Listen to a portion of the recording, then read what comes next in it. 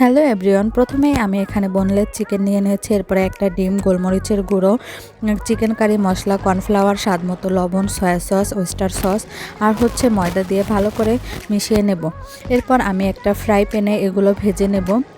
এই রেসিপিটা আসলে কি আমি নিজেও জানি না। এটা চাইনিজে অনেকবার খেয়েছিলাম, বাট কিভাবে রান্না করে জানি না, আইডিয়া করে রান্না করেছি।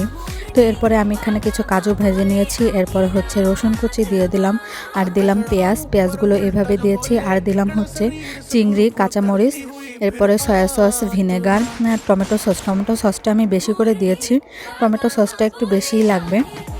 এরপরে আমি দিয়ে দেব স্বাদমতো লবণ আর একটু ওয়েস্টার সস।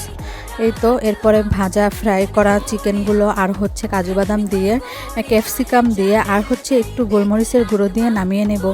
এইটা অনেক মজা হয়েছিল।